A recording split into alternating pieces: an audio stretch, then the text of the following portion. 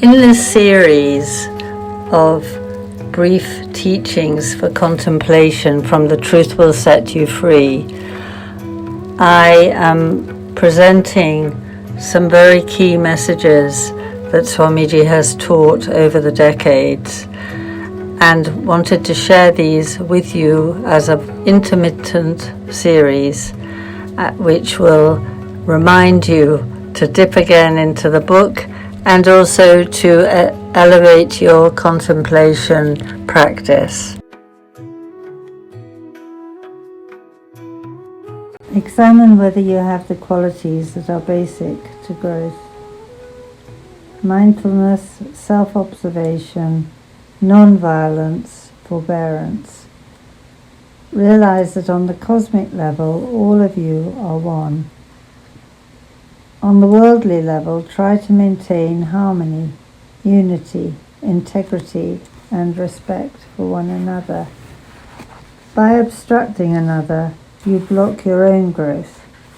If you do not understand, knowledge is necessary. If you do not feel the energy, devotion is necessary. If you cannot communicate, service is necessary. You can communicate beyond time and distance if you search within the lotus of your heart. You will be guided if you are receptive to the teachings. But for a map to be of use, you need to follow it. You are entering new territory, the realm of the spirit. If you are able to perceive this lotus within your heart, Himalayan vision will be revealed to you.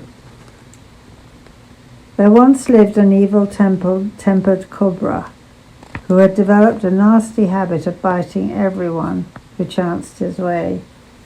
Many people had died, and nearby villagers lived in fear of crossing his path.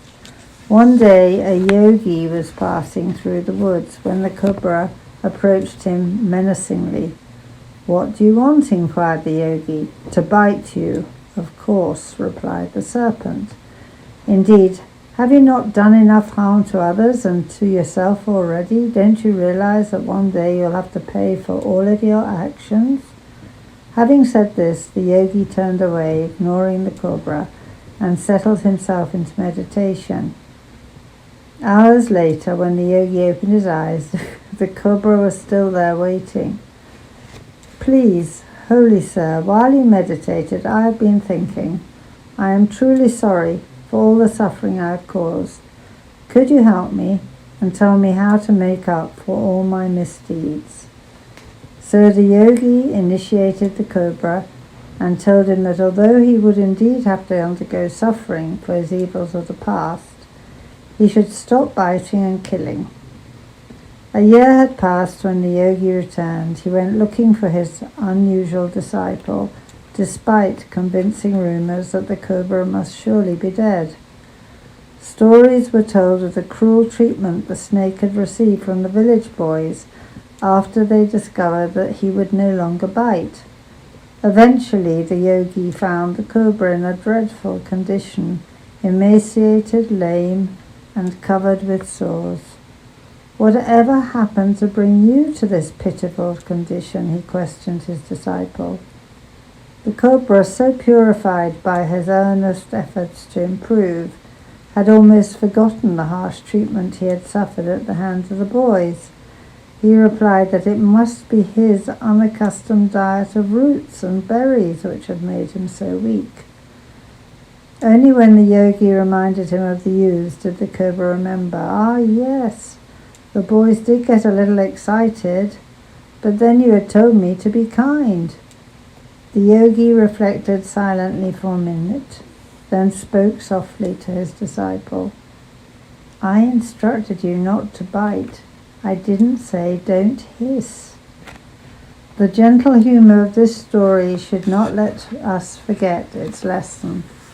It is not enough to listen attentively to the instructions of any teacher.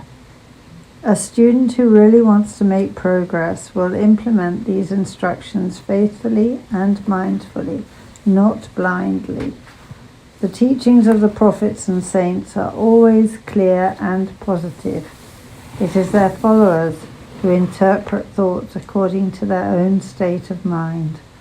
Consequently, the meaning becomes very different to that expounded by the masters. The tendency to assume or interpret everything the way one would like it to be will only bring more suffering. If you contemplate the teachings, you will understand them. Meditation will help to clarify things. It makes the mind more receptive. Mind is always active and moving, and it can be difficult to bring it to stability. It is like a monkey jumping from branch to branch. Mind goes from one thought to another ceaselessly. There is a right and a wrong time to attempt meditation. Usually in the morning, just after awakening, is a receptive time. You get up, wash your face, and sit in lotus or other comfortable position. The evening, just prior to sleep, is also good, for the mind is ready to relax.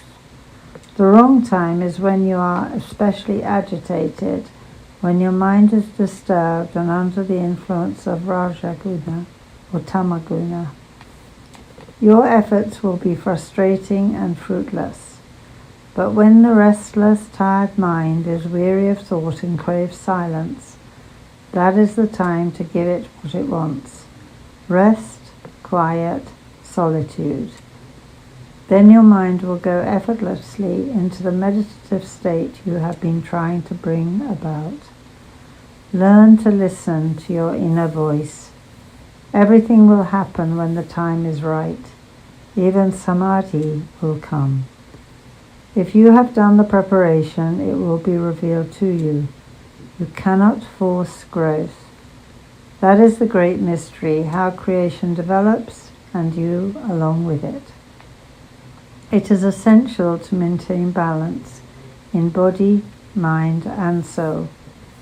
Just as you need balanced nutrients to nourish the body, you need certain elements to nourish the soul. In the same way, if you let your emotions take you wherever you wish, you will be malnourished spiritually, and you will have wasted the same energy that might have taken you to your goal. This is how you begin to seek the lotus within.